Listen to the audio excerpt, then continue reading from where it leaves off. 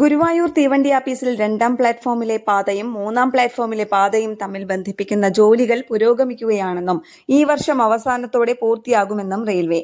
മരവിപ്പിക്കൽ പിൻവലിച്ചതിനെ തുടർന്ന് വീണ്ടും ആരംഭിച്ച ഗുരുവായൂർ തിരുനാവായ പാതയുടെ റീസർവേ ജോലികൾ പുരോഗമിക്കുകയാണെന്ന് തിരുവനന്തപുരത്ത് നടന്ന ഡിവിഷണൽ റെയിൽവേ ഉപദേശക സമിതിയുടെ 80ാമത് യോഗത്തിൽ റെയിൽവേ അറിയിച്ചു. ഡിവിഷണൽ റെയിൽവേ മാനേജർ ദിവ്യകാന്ത് ചന്ദ്രാർക്കർ അധ്യക്ഷത വഹിച്ച യോഗത്തിൽ സെൽവിൻ, നിതിൻ നോർബിറ്റ്, ഹരികൃഷ്ണൻ, കണ്ണൻ, മീനാമ്പാൾ തുടങ്ങിയ മുതിർന്ന റെയിൽവേ ഉദ്യോഗസ്ഥരും ഉപദേശക സമിതിയിലെ 19 അംഗങ്ങളും പങ്കെടുത്തു. തിരുവനന്തപുരം ഡിവിഷനിലെ റെയിൽവേ വികസനം സംബന്ധിച്ചും പുതിയ തീവണ്ടികൾ, സ്റ്റോപ്പുകൾ എന്നിവ സംബന്ധിച്ചുമുള്ള നിരവധി ആവശ്യങ്ങൾ അംഗങ്ങൾ അധികൃതർക്ക് മുൻപാകെ അവതരിപ്പിച്ചു. മെമു വണ്ടികളിലും പാസഞ്ചർ ഇന്റർസിറ്റി വണ്ടികളിലും കോച്ചുകൾ കൂട്ടണമെന്നും മെമു വണ്ടികൾ എല്ലാ ദിവസവും ഓടിക്കണമെന്നും യോഗത്തിൽ ഏകകണ്ഠമായി ആവശ്യമുയർന്നു. തൃശൂരിൽ പുതിയ സ്റ്റേഷൻ മന്ദിരം നിർമ്മിക്കുന്നതിനുള്ള പ്രാരംഭ ജോലികൾ അന്തിമഘട്ടത്തിലാണ്. മുഖ്യ കവാടവും അനുബന്ധ കെട്ടിടങ്ങളും ഉടൻ പൊളിച്ചു തുടങ്ങും.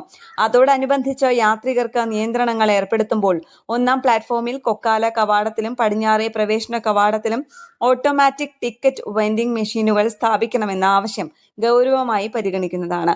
തൃശൂരിലെ 4ാമത്തെ പ്ലാറ്റ്ഫോം നീളം കൂട്ടുന്നതിനുള്ള അനുമതി കിട്ടിയിട്ടുണ്ടെന്നും തുടർ നടപടികൾ ഉടൻ ആരംഭിക്കുമെന്നും ബന്ധപ്പെട്ട ചോദ്യത്തിന് മറുപടിയായി പറഞ്ഞു. പൂങ്കുന്നം സ്റ്റേഷനിൽ 4 മിനി ഷെൽട്ടറുകൾ കൂടി നിർമ്മിക്കുന്നതിനുള്ള അനുമതി ലഭിച്ചിട്ടുണ്ടെന്നും നിർമ്മാണത്തിനുള്ള വിശദാംശങ്ങൾ തയ്യാറാക്കി വരുന്നതായും അറിയിച്ചു. എറണാകുളത്ത് നിന്നും ഷൊർണൂരിനുമിടയിൽ 3ഉം 4ഉം പാതകൾ സ്ഥാപിക്കുന്നതിനുള്ള സർവേ പൂർത്തിയാക്കി എസ്റ്റിമേറ്റും വിശദ പദ്ധതി രേഖയും റെയിൽവേ ബോർഡിന് സമർപ്പിച്ചിട്ടുണ്ട്.